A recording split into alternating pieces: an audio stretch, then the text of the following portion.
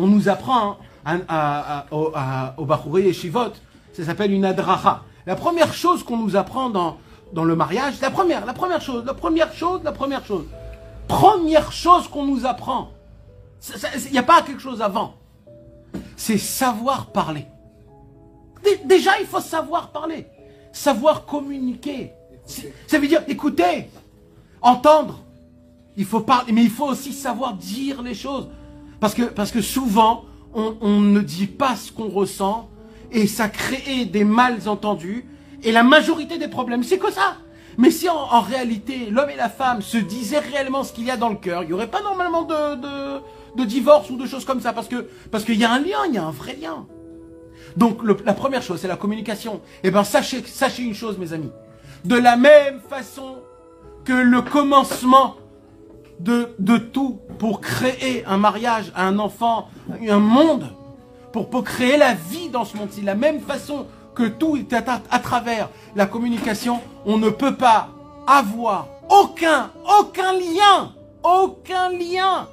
avec notre Créateur si ça passe pas par la prière. Voilà, sachez-le. On peut étudier la Torah 60 ans, 70 ans, 100 ans. Tu peux étudier la Torah. Ça va t'emmener dans des niveaux très élevés. Ça va te radoucir, ça va te former, ça va te raffiner, ça va te donner des cadeaux matériels spirituels. Mais une chose, ça va pas te donner. C'est pas ça qui va te donner Hachem. Pour avoir le lien, c'est comme par exemple un monsieur qui parle beaucoup de comment faire un mariage, etc. Et le monsieur, il est divorcé. Ça veut dire... alors il peut dire plein de belles choses, il peut donner plein de trucs. Mais le mec, il est divorcé, qu'est-ce que tu... Alors tu peux parler beaucoup de Torah, mais frérot, si tu n'arrives pas à tamiser ta Torah, parce que la Torah c'est du kémar, la Torah c'est de la farine, si tu sais pas la tamiser à travers la tfila, alors il se passe rien. Maintenant, ça ne veut pas dire que c'est ça le plus important et que ça suffit. Bien sûr, il faut la Torah, mais il faut savoir une chose. Pourquoi j'en parle? Parce que Rabbeinu nous apprend réellement de prier. C'est le plus dur qui existe dans le monde. Pas c'est le plus dur, comme je vous dis, de grimper une montagne. Grimper une montagne, c'est dur. C'est quelqu'un qui a 50 kilos, 60 kilos, 70 kilos, c'est dur de grimper une montagne, frérot. Il faut avoir les chaussures, il faut connaître comment ça s'appelle, l'escalade, il faut avoir des notions. Moi, quand je dis c'est dur de prier, je parle pas de cette dureté-là.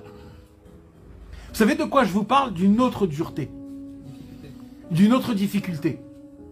Vous savez c'est quoi? Sachez-le, mes amis. Des fois, on ressent...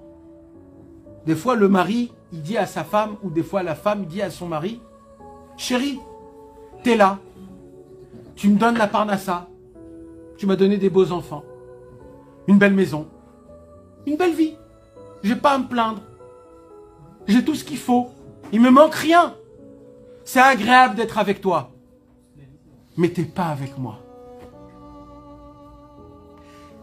C'est ça le plus dur, de prier, mais t'es pas là. Pas t'es pas là parce que tu penses à quelque chose d'autre. T'es pas là. Tu pointes pas. Ton cœur, il est pas là. Tu vibres pas. T'es pas comme il faut. T'es pas dur. Il faut être vivant. Il faut vibrer.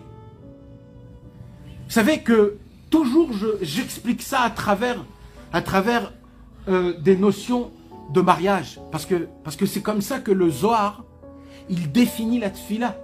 La tfila, c'est un zivoug, c'est un accouplement. La prière, mes amis, vous savez c'est quoi la prière? La prière, c'est ce que tu dis en cachette, que tu veux que personne ne sache que lui.